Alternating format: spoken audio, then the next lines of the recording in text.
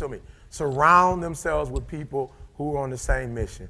All right? I need you to do this. Just write this down. We don't have time to go over it right now, but I need you to write down the people in your life that don't reflect this. And then I need you to write down the people who do reflect this. And I just want you to look at I want you to look at that document. I want you to ask yourself this question. How many people in your immediate environment, those people who are in your sacred circle, represent people who are on the same mission as you?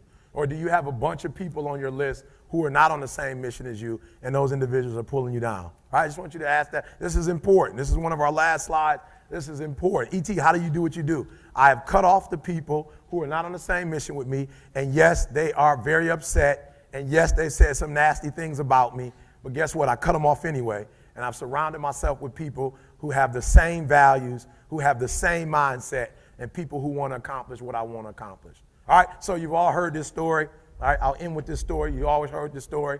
All right, so it says every day in Africa, in the safari, a lion wakes up. Every single day in the safari, a lion wakes up, right? And every single day in the safari, a gazelle wakes up.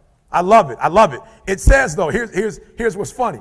It says that if you wake up and you're a gazelle, you realize if you're going to survive as a gazelle, if you're going to survive, you must outrun the slowest gazelle. All right? In your mind, you're thinking you got to outrun the fastest lion. That's not the truth. You just got to stay ahead of the slow gazelle. That's it. That's it. Because you're going to catch that gazelle because you're all the way up front.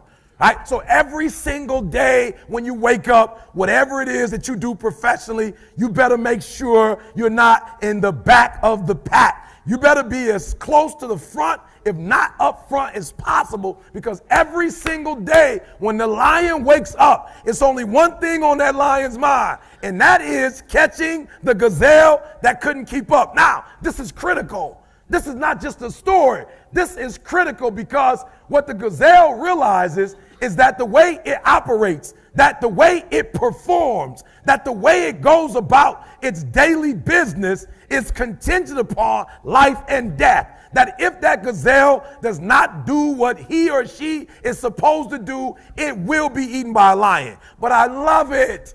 The story says that even if you are a lion and you have the advantage, that when the sun comes up, if you're a gazelle or a lion, you better get to running. Because if you are a lion, a gazelle is still not going to come to you and say, just eat me.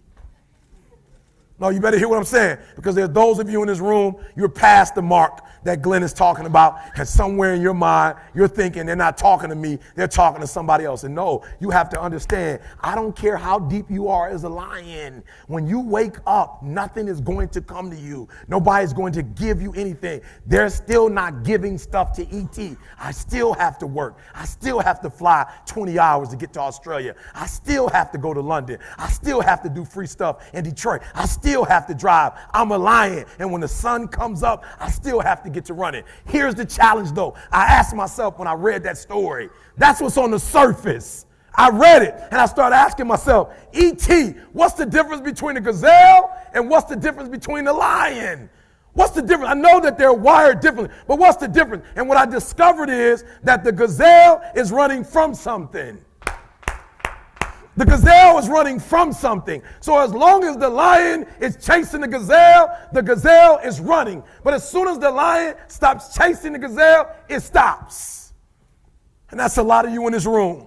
That's a lot of you in this room. You will run. You'll do what you're supposed to do. As long as you're getting pushed, as long as you're getting motivated, as long as somebody is encouraging you, as long as somebody's coaching you, as long as somebody's pushing you, as long as somebody's prodding you, you're doing what you're supposed to do. As long as somebody's calling you, as long as someone is enticing you, as long as somebody's giving you rewards, you're moving. But as soon as that stops, you stop.